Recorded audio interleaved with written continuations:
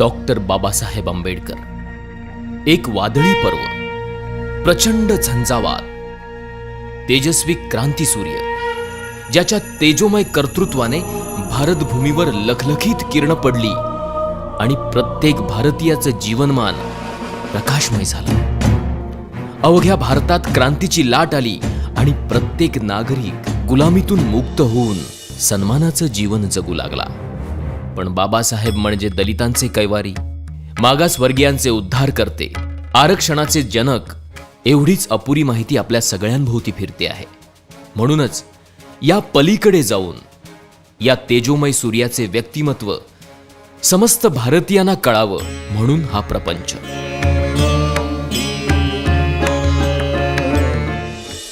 एकविसाव्या शतकातील सगळ्यात विद्वान व्यक्तिमत्व म्हणून कोलंबिया विद्यापीठाने डॉक्टर बाबासाहेब आंबेडकरांना गौरविलं. पाश्चिमात्य देशात बाबासाहेबांना चॅम्पियन ऑफ ह्युमन राईट्स असं म्हणतात. अमेरिकेसारखा देश त्यांना फाउंडिंग फादर ऑफ इंडिया अशी पदवी बहाल करतो.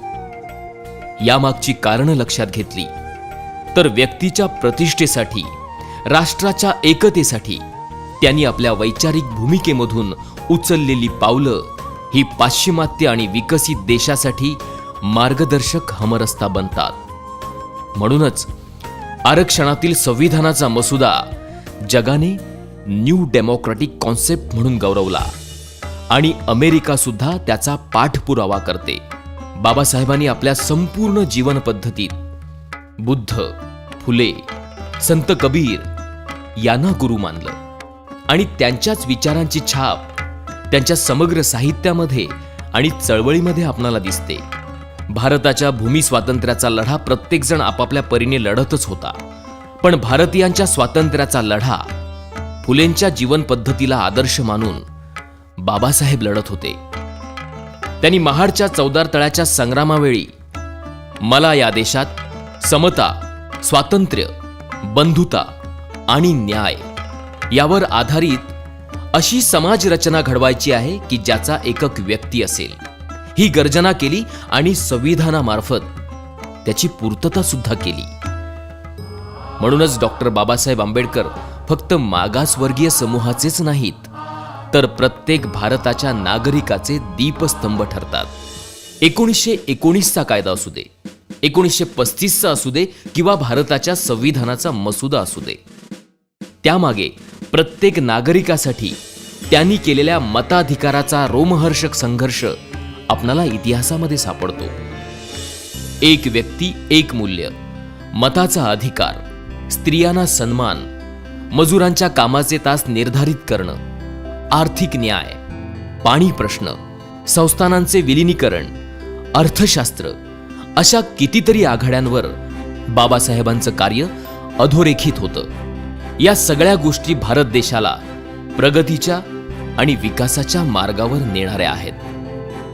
त्यांच्या समग्र चळवळीचा गाभा आपणाला भारताच्या संविधानाच्या प्रास्ताविकेत सापडतो. अर्नेस्ट वॉर्कर या प्रसिद्ध विचारवंताने हीच जीवन पद्धत आदर्श जीवन पद्धत आहे असे गौरवोद्गार काढले आहेत. या जीवन पद्धतीवर आपल्या सामाजिक आशयाच्या पुस्तकात आपण हीच जीवन पद्धत सांगितलेली आहे असे गौरवोद्गार काढून बाबासाहेबांच्या समग्र जीवन पद्धतीचं सार त्यांनी आपल्या लेखात सांगितलेलं आहे. अर्थशास्त्रावरील प्रबंध प्रॉब्लेम ऑफ रुपी यामध्ये रुपयाचा प्रश्न मांडून संपूर्ण जगातील विद्वानांचे लक्ष वेधून घेणारे डॉक्टर बाबासाहेब आंबेडकर सामाजिक न्यायासह समता, बंधुता, स्वातंत्र्य, गणराज्य आणि लोकशाही या आघाड्यांवर आपली वेगळी छाप ठेवून जातात. पाश्चिमात्य देशामध्ये लोकशाही पद्धत आहे, पण त्या जोडीला तथागत गौतम बुद्धांच्या काळातील गणराज्य पद्धत अंगीकारली तर व्यक्तीच्या सर्वांगीण विकासाची पद्धत गतिमान करू शकतो. त्यासाठी दर्जाची आणि संधीची समानता प्रत्येक नागरिकाला संविधानातर्फे ते बहाल करतात आणि याच गणराज्य पद्धतीमध्ये प्रत्येक नागरिक त्याच्या क्षमतेनुसार कनिष्ठ ते राष्ट्राच्या सर्वोच्च पदापर्यंत आपली पात्रता सिद्ध करून ते पद मिळवू शकतो. ही आदर्श गणराज्य पद्धत संविधानामधून गतिमान करतात. प्रत्येक नागरिकाचं जीवनमान उंचावण्यासाठी आरोग्य सुविधा, प्राथमिक शिक्षणाऐवजी तंत्र शिक्षण म्हणजेच टेक्निकल एज्युकेशन याची मागणी त्यांनी केली होती. या व्यतिरिक्त संपूर्ण देशात सामाजिक अभिसरण होऊन राष्ट्रनिर्मिती होऊन सुसंवाद वाढावा यासाठी संपूर्ण देशाची एक कॉमन स्क्रिप्ट म्हणजेच लिपी असावी असा देखील त्यांचा आग्रह होता. त्यामुळे प्रत्येक भाषेचं साहित्य प्रत्येक भारतीय नागरिक वाचू शकेल आणि बंधुता विकसित होऊन भारत एक लोकशाही राष्ट्र म्हणून उदयाला येईल ही त्यांची भूमिका होती. आज भ्रष्टाचार जणू शिष्टाचार झालेला आहे. भ्रष्टाचाराची ही सुनामी वेगाने आपली मूल्य नष्ट करून टाकते आहे. त्यावर उपाय म्हणून निवडणुकांचा खर्च सरकारने करावा, कारण निवडणुका ही सरकारची गरज आहे. त्याचा खर्च सरकारने उचलला तर भ्रष्टाचाराला आळा बसेल आणि कंत्राटदार, काळा बाजार करणारे यांना निवडणूक लढवण्यास परवानगी देऊ नये ही भूमिका घेऊन त्यांनी आपले राष्ट्रीय दायित्व सिद्ध केले होते. प्रांतिक, धार्मिक, सांस्कृतिक अस्मितेच्या पलीकडे जाऊन राष्ट्रनिष्ठेला ठेच पोहोचवणाऱ्या या गोष्टींपेक्षा मी प्रथम भारतीय आहे आणि अंततः भारतीयच राहीन ही भूमिका सगळ्या भारतीय नागरिकांनी घ्यावी, तरच आपण ताकदवान राष्ट्र बनू शकतो याची ग्वाही देऊन राष्ट्रप्रेमाचा जाज्वल्य दाखला त्यांनी दिला होता.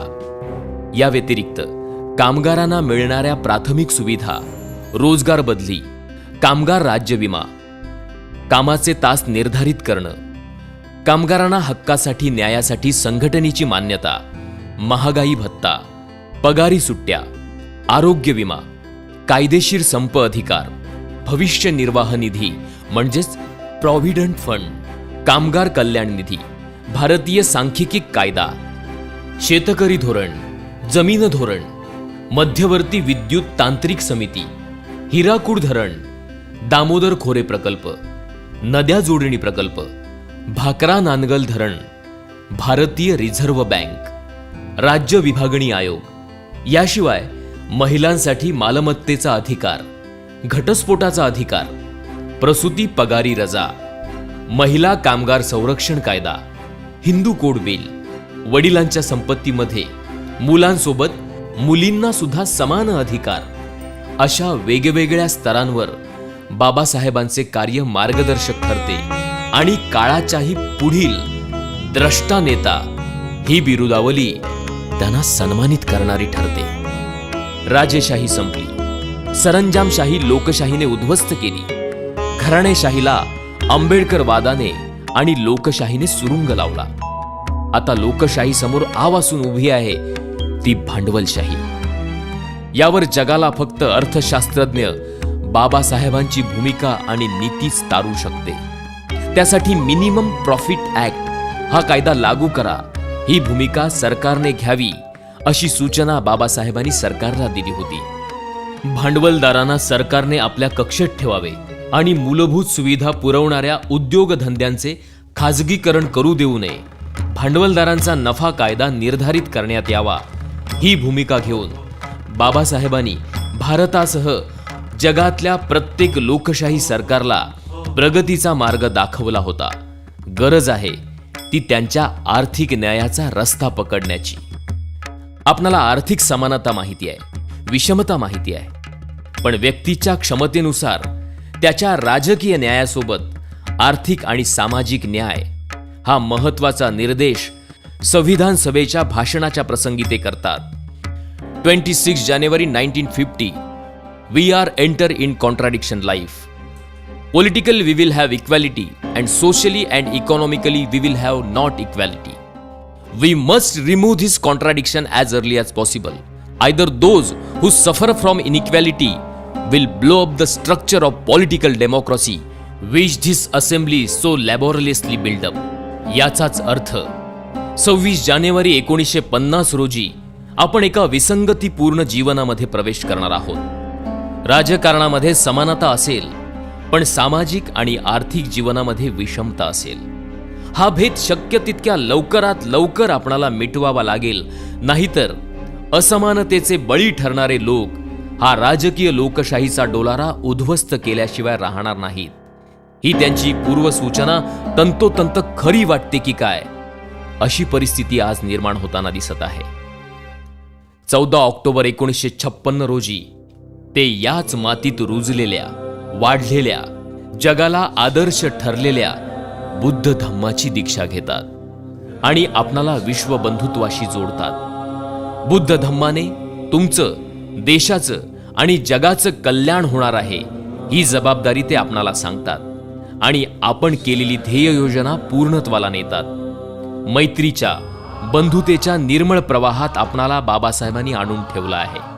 केवळ जात, धर्म, वर्ग, मागासवर्गीय या पलीकडे जाऊन आदर्श मूल्यांची रुजवात करून जगाला आदर्श ठरेल असा आंबेडकरवाद बाबासाहेबांच्या अथक संघर्षातून निर्माण झालाय आणि त्याच विचारांच्या पालखीचे भोई आहोत आपण.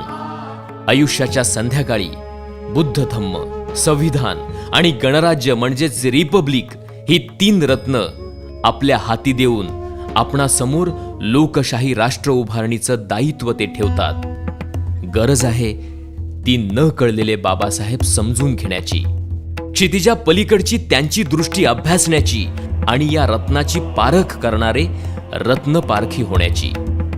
तरच झाडापेक्षा मुळांनी खोलवर गेलेले बाबासाहेब आपणाला समजतील आणि त्यांच्या विचारांच्या छायेत प्रत्येक नागरिक विसावतील. जय भारत.